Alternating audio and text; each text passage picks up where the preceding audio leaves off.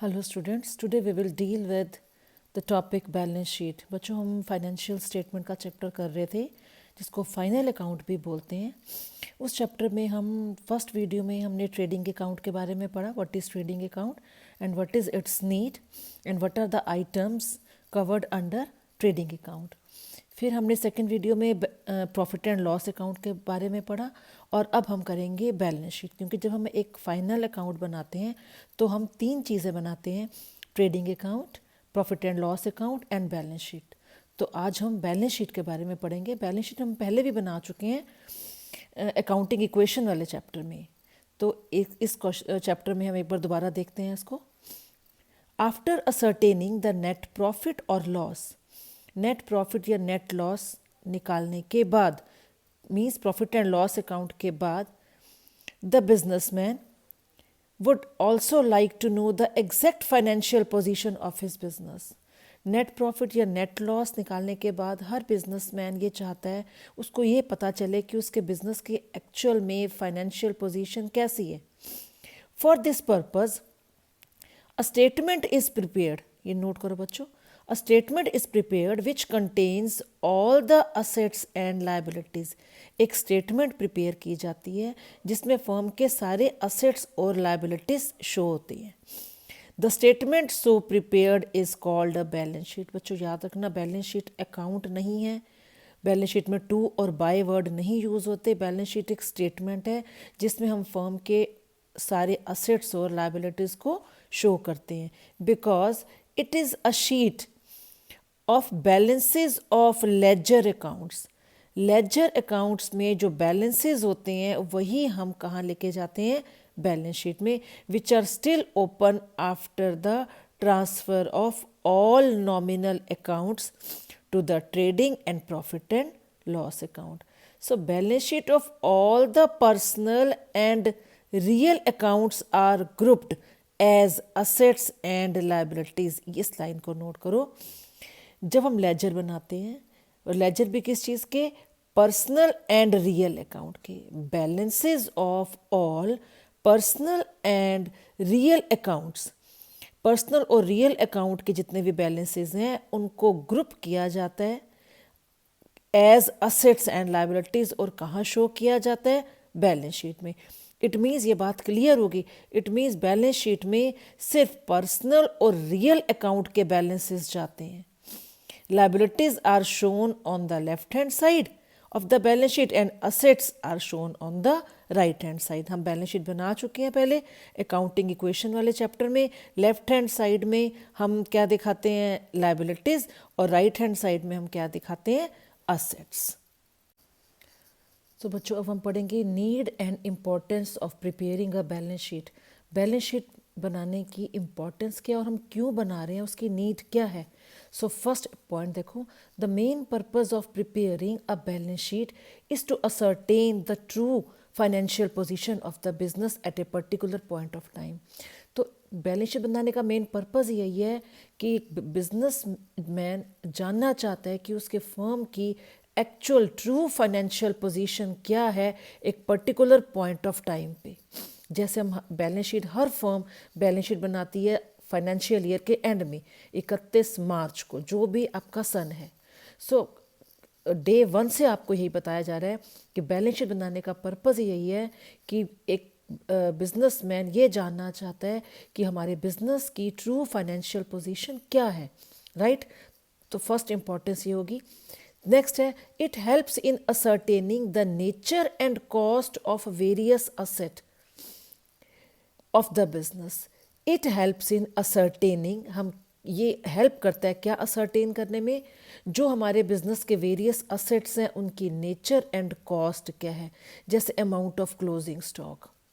Closing stock क्या होता है बच्चों, वो स्टॉक साल के एंड में जो अभी यूज़ नहीं हुआ, हमने सोल्ड आउट नहीं करा, सेल नहीं हुआ, unused stock at the end of financial is called closing stock. कि क्लोजिंग स्टॉक कितने हैं, अनयूज यानी कि जो बिका नहीं है। Amount owing from debtors eight the end of the year, साल के एंड में डेटर्स ने हमें टोटल अमाउंट कितना देना है।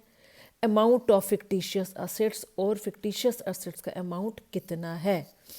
थर्ड देखो, it helps in determining the nature and amount of various liabilities of the business. और बैलेंस शीट बनाने से हमें क्या पता चलता है कि बिजनेस की लायबिलिटीज़ कितनी हैं और उनका नेचर क्या है। लायबिलिटीज़ मीन्स फर्म ने कितना पे करना है आउटसाइडर्स को, इंटरनल लायबिलिटीज़ कितनी है, एक्सटर्नल लायबिलिटीज़ कितनी है। तो टोटल उसका अमाउंट और उसका लायबिलिटीज़ का नेचर हमें बैलेंस शीट बनाकर पता चलता है। फोर्थ इंपॉर्टेंस देखो बैलेंस शीट प्रिपेयर करने की, it gives information about the exact amount of capital eight the end of the year. Balance sheet हमें ये बताती है कि साल के एंड में, फाइनेंशियल ईयर के एंड में अमाउंट कैपिटल का एग्जैक्ट अमाउंट कितना है, मीन्स क्लोजिंग कैपिटल कितनी है साल के एंड में। ओपनिंग कैपिटल क्या है, जिससे एक बिजनेसमैन बिजनेस स्टार्ट करता है, दैट इज ओपनिंग कैपिटल। तो at the end of the year capital कितनी है, क्लोजिंग कैपिटल कितनी है, and the addition and deductions made into it in the current year, कि क्लोजिंग कैपिटल कितनी है और क्या बिजनेसमैन ने कुछ एडिशन कैपिटल में करी है या डिडक्शन करी है। डिडक्शन मीन्स क्या कैपिटल में से कुछ अमाउंट विड्रॉ की है या कुछ फर्दर कैपिटल ऐड की है। ये हमें किससे पता चलेगा, बैलेंस शीट बनाकर पता चलेगा। Amount of closing capital, further capital यदि लगाई है बिजनेसमैन ने, और विड्रॉ यदि कुछ कैपिटल विड्रॉ करी है तो उसका अमाउंट भी हमें बैलेंस शीट बनाकर पता चल सकता है। फिफ्थ है, it helps in finding out whether the firm is solvent और नॉट। बच्चे सॉल्वेंट क्या होता है, सॉल्वेंट मीन्स जिस फर्म के असेट ज़्यादा हैं और लाइबिलिटीज़ कम है।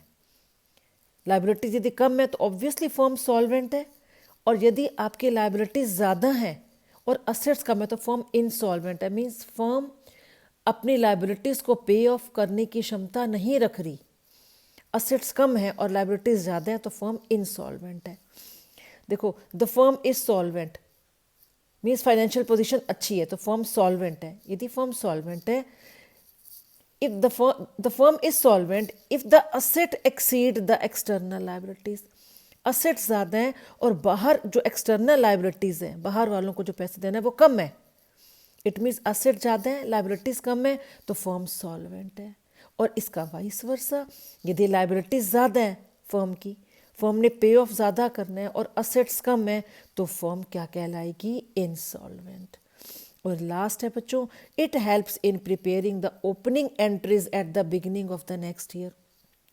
जब एक साल का एंड हुआ 31 मार्च को, यानी कि 1 अप्रैल को जब नया फाइनेंशियल ईयर स्टार्ट होता है at the beginning of the next year, तो बैलेंस शीट की हेल्प से हम ओपनिंग एंट्रीज बना सकते हैं।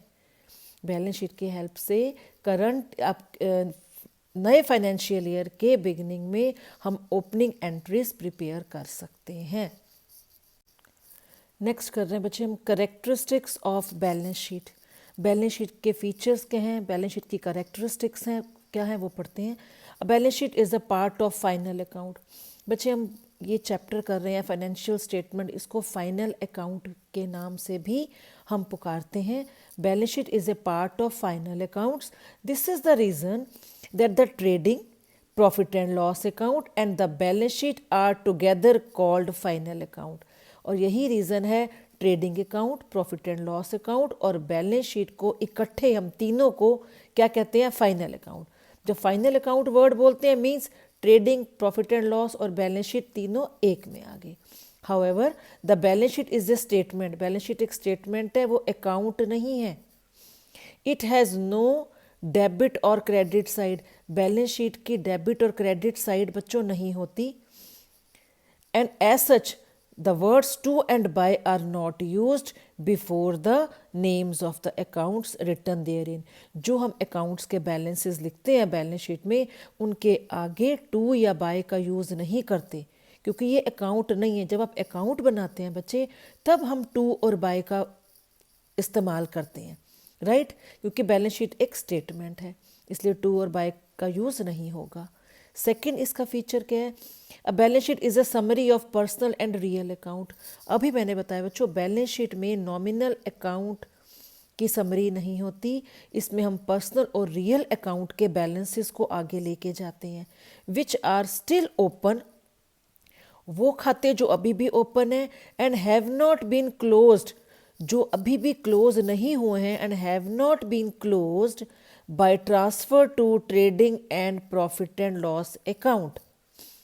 Debit balance of all personal and real account, यदि बच्चों लेजर बनाकर, राइट, लेजर प्रिपेयर करके यदि पर्सनल और रियल अकाउंट का डेबिट बैलेंस आ रहा है, तो पर्सनल और रियल अकाउंट के डेबिट बैलेंसेस का जो अमाउंट है वो हम कहाँ लिखेंगे, right hand side of balance sheet. और बैलेंस शीट की राइट हैंड साइड कौन सी होती है, मींस असेट साइड। और यदि पर्सनल और रियल अकाउंट का कोई क्रेडिट बैलेंस आ जाता है, whereas the credit balance are put on the left hand side of the balance sheet, और बैलेंस शीट की लेफ्ट हैंड साइड कौन सी होती है, लायबिलिटी साइड। तो बच्चों दोबारा रिपीट कर देती हूँ, बैलेंस शीट एक स्टेटमेंट है, अकाउंट नहीं है, इसमें टू और बाय का यूज़ नहीं होगा। बैलेंस शीट में पर्सनल और रियल अकाउंट के बैलेंसेस जाते हैं, और पर्सनल और रियल अकाउंट के यदि डेबिट बैलेंस है तो हम इन बैलेंसेस को बैलेंस शीट में असेट साइड यानी कि राइट हैंड साइड लिखते हैं, और पर्सनल और रियल अकाउंट के यदि बैलेंसेस क्रेडिट बैलेंस हैं तो उनको हम बैलेंस शीट की लेफ्ट हैंड साइड यानी कि लायबिलिटी साइड लिखते हैं।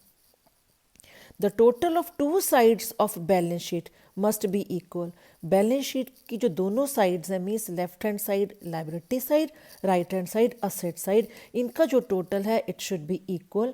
If the total are not equal, suppose कर लो बैलेंस शीट बनाकर दोनों साइड्स का टोटल यदि इक्वल नहीं आ रहा, it means there will be an error somewhere, it means कहीं ना कहीं उसमें हम एरर कुछ मिस्टेक कर रहे हैं। तो लास्ट करेक्टरिस्टिक्स क्या है बैलेंस शीट का, balance sheet is prepared on a particular date and not for a fixed period. एक पर्टिकुलर फिक्स्ड पीरियड के की बैलेंस शीट नहीं बनाते, एक पर्टिकुलर डेट पे बनाते हैं, और particular date most of the cases maximum 31 March, 31 March जो कि एक फाइनेंशियल ईयर का एंड होता है, उस दिन हम ये फाइनल अकाउंट प्रिपेयर करते हैं, trading, profit and loss and balance sheet. As such it discloses the financial position of the business on a particular date। ये जो बैलेंस शीट है फर्म की फाइनेंशियल पोजीशन को बताती है एक पर्टिकुलर डेट के ऊपर, and not for a particular period, एक पर्टिकुलर पीरियड का नहीं, एक पर्टिकुलर डेट पे ये एक फर्म की फाइनेंशियल पोजीशन को बताती है। It is true only for the date on which it is prepared, because even a single transaction would cause a change in the assets and liability। ये सच्चाई है, ये सच है, it is true only, ये तभी सच है for the date on which it is prepared, जिस date को ये बनाई जाती है, because even a single transaction, एक सिंगल ट्रांजेक्शन से assets और liabilities चेंज हो सकते हैं। सो ये क्या है बच्चों, बैलेंस शीट के हमने फीचर्स करे हैं। सो बच्चों हम करेंगे मोस्ट इम्पॉर्टेंट टॉपिक है बैलेंस शीट से related, grouping and marshalling of assets and liabilities in the balance sheet. Balance sheet में असेट्स और लायबिलिटीज़ की वैल्यूज़ को कैसे ग्रुपिंग और मार्शलिंग करनी है। The assets and liabilities shown in the balance sheet are properly grouped and presented in a particular order. बच्चों अभी हमने करा है कि असेट साइड हमारी राइट हैंड साइड होती है, लायबिलिटी साइड हमारी लेफ्ट हैंड साइड होती है। लायबिलिटीज़ में कोई डेबिट और क्रेडिट साइड नहीं होती, राइट। जो राइट हैंड साइड है वहाँ पे हम असेट्स लिखते हैं और लेफ्ट हैंड साइड पे हम लायबिलिटीज़ लिखते हैं। सो जो असेट्स और लायबिलिटीज़ हैं बच्चों बैलेंस शीट में जो हम दिखा रहे हैं, इनको हम प्रॉपरली ग्रुप करते हैं, ग्रुपिंग करते हैं, और प्रेजेंटेड और प्रेजेंट करते हैं ग्रुप में, एक पर्टिकुलर ऑर्डर में हम प्रेजेंट करते हैं। The term grouping means showing the items of similar nature under a common heading. दोबारा पढ़ो, the term grouping means showing the items of similar nature, same nature की आइटम्स को अंडर ए कॉमन हेडिंग, एक common heading के under हम रख देंगे। Grouping हो गया, सिमिलर नेचर की आइटम्स एक ग्रुप बनाया और उसके अंडर हमने सारी आइटम्स डाल दी। एग्जाम्पल लो, the amount owing from various customers. बच्चे कस्टमर्स क्या होते हैं? डेटर्स। हमने किन किन कस्टमर से, डेटर से अमाउंट वापस लेना है। डेटर्स मीन्स जिन्होंने फर्म का देना है। तो सपोज हमारे 10 कस्टमर्स हैं, 10 डेटर्स हैं जिन्होंने हमारा पैसा अभी देना है, जिन्होंने अभी हमें फर्म को पेमेंट करनी है। तो ये जो 10 डेटर्स हैं, ये जो 10 कस्टमर्स हैं, will be shown under the heading sundry debtors. Sundry debtors heading बनाकर जितने भी 10 डेटर्स हैं, फर्म के 10 कस्टमर्स हैं जिन्होंने फर्म की पेमेंट करनी है, उनको हम सन्ड्री डेटर्स हेडिंग बनाकर और उनके नीचे हम 10 डेटर्स, 10 कस्टमर्स का नाम डाल देंगे। This is called grouping of assets. एक और एग्जाम्पल दिए, similarly under the heading current assets. अब करंट असेट्स हेडिंग बनाकर जितने भी करंट असेट्स हैं उसके नीचे जैसे balances of cash, bank, debtor, stock, ये सब के करंट असेट्स हैं। तो सारे जो सिमिलर नेचर के जो अकाउंट हैं इनको हम एक हेडिंग के नीचे डाल देंगे, right. So marshalling is the arrangement of various assets and liabilities in a particular order, right. Marshalling क्या है? ये एक असेट्स और लायबिलिटीज को शो करने का एक पर्टिकुलर एक प्रॉपर अरेंजमेंट है। आप जो असेट्स और लायबिलिटीज लिख रहे हो, वैल्यूज लिख रहे हो, ये किसी हेडिंग के अंडर लिख रहे हो। सो एक प्रॉपर एक अरेंजमेंट है असेट्स और लायबिलिटीज की वैल्यू को बैलेंस शीट में शो करने का। So marshalling can be done in the following 2 ways. हम मार्शलिंग जो है असेट्स और लायबिलिटीज की 2 तरीके से कर सकते हैं बच्चों। फर्स्ट आपका वे है in the order of liquidity. According to this method, an asset which is most easily convertible into cash, such as cash in hand, is written first, and then will follow those assets which are comparatively less easily convertible, so that the least liquid asset such as goodwill is shown last. देखो बच्चों, in order of liquidity, liquidity liquid means cash होता है, right. अब liquidity के order में हम assets और liabilities का अरेंजमेंट करने जा रहे हैं लिक्विडिटी के ऑर्डर पर। अब लिक्विड क्या होता है? कैश। तो इसमें सबसे पहले करना है वो asset which is most easily convertible into cash, वो असेट्स जिसको आप इजीली कैश में कन्वर्ट कर सकते हो, such as cash in hand, is written first, उसको पहले लिखेंगे, and then will follow those assets, उसके बाद कौन से असेट लेंगे? Which are comparatively less easily convertible, जो कन्वर्टिबल है तो है लेकिन लेस इजी, जो मुश्किल से या टाइम पे, कम टाइम पे, ज़्यादा टाइम पे, कम नहीं ज़्यादा टाइम पे लिक्विड हो रही हैं।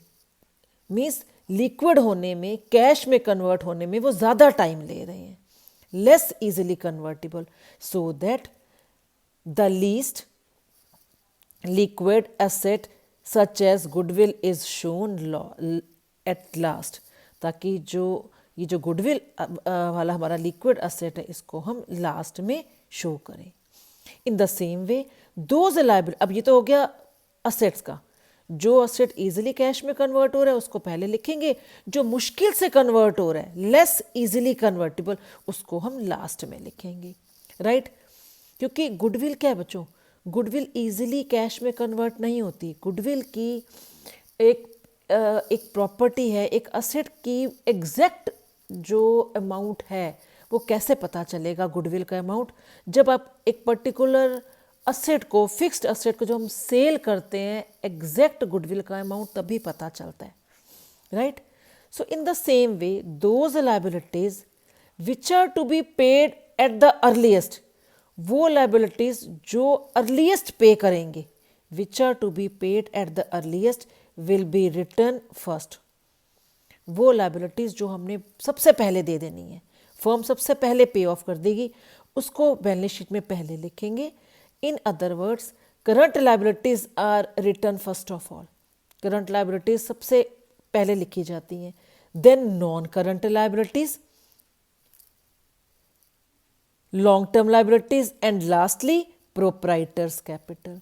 सबसे पहले हम लिखते हैं करंट लाइबिलिटीज को, देन नॉन करंट लाइबिलिटीज और लॉन्ग टर्म लाइबिलिटीज, और सबसे लास्ट में proprietors capital.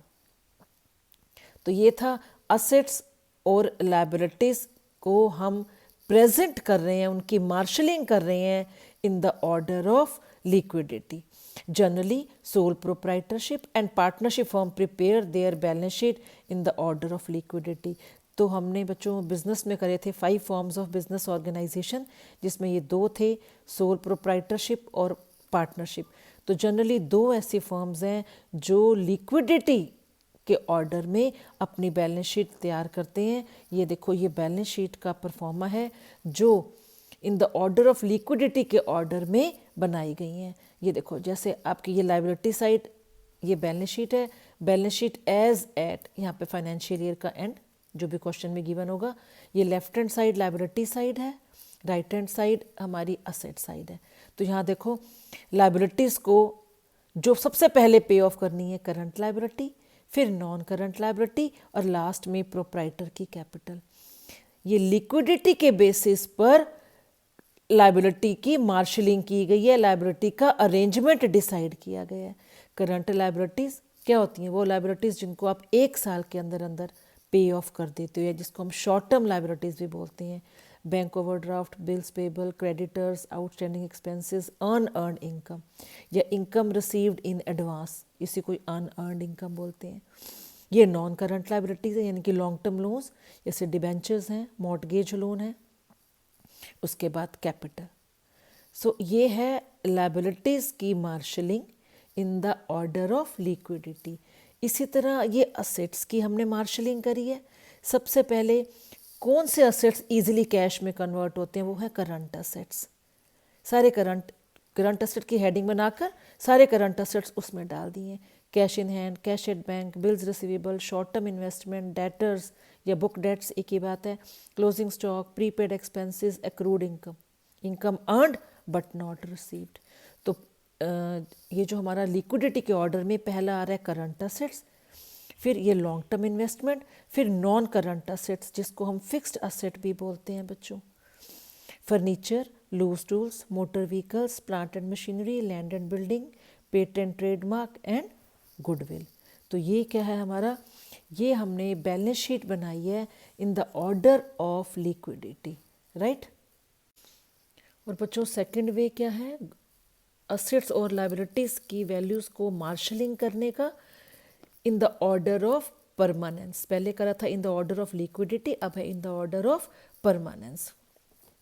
This method is exactly the reverse of the first method. जो लिक्विडिटी वाला हमने फर्स्ट मेथड किया था in the order of liquidity, उसके बिल्कुल उल्टा है method. Assets which are most difficult to be converted into cash, वो असेट्स जो कैश में कन्वर्ट होना बहुत मुश्किल हो जाता है, which are most difficult to be converted into cash, या वो असेट्स जो मुश्किल से कैश में कन्वर्ट होते हैं, such as goodwill are written first. पहले वाले में हमने गुडविल को लास्ट में लिखा था, इसमें are written first. And the assets which are most liquid, the assets which are जो इमीडिएट कैश में कन्वर्ट हो जाते हैं, such as cash in hand, are written last. पहले वाले टॉपिक का बिल्कुल अपोजिट है। अब लाइबिलिटीज पे आ जाओ। Similarly those liabilities which are to be paid last, वो लाइबिलिटीज जो फर्म ने सबसे लास्ट में पे करनी है, सबसे बाद में पे करनी है, विल बी रिटर्न फर्स्ट, उनको सबसे पहले लिखेंगे। And in other words the proprietors capital is written first. और जो प्रोप्राइटर कैपिटल है पहले वाले मेथड में सबसे लास्ट में लिख रहे थे, इसमें प्रोप्राइटर कैपिटल को सबसे पहले लिखेंगे, और वो लायबिलिटी जो सबसे लास्ट में पे करनी है उसको हम पहले लिखेंगे, return first. Then non current, उसके बाद proprietors capital, and then non current और long term liabilities, and lastly the current liabilities. बिल्कुल अपोजिट है बच्चों पहले से। So joint stock companies are required under the Companies Act to prepare their balance sheet in the order of permanence. So joint stock company जो है, joint stock company, ये company in the order of permanence के order के according अपनी balance sheet में assets और liabilities की value को मार्शलिंग करते हैं, उनका ग्रुपिंग, उनको सही तरीके से प्रेजेंट करते हैं। और जो अभी करा था हमने इन द ऑर्डर ऑफ लिक्विडिटी, ये जॉइंट स्टॉक का सोल प्रोप्राइटरशिप और पार्टनरशिप, ये दोनों फर्म्स क्या फॉलो करती हैं बैलेंस शीट बनाते time in the order of liquidity. तो ये बच्चों भी हमने करा है सारा टॉपिक बैलेंस शीट का।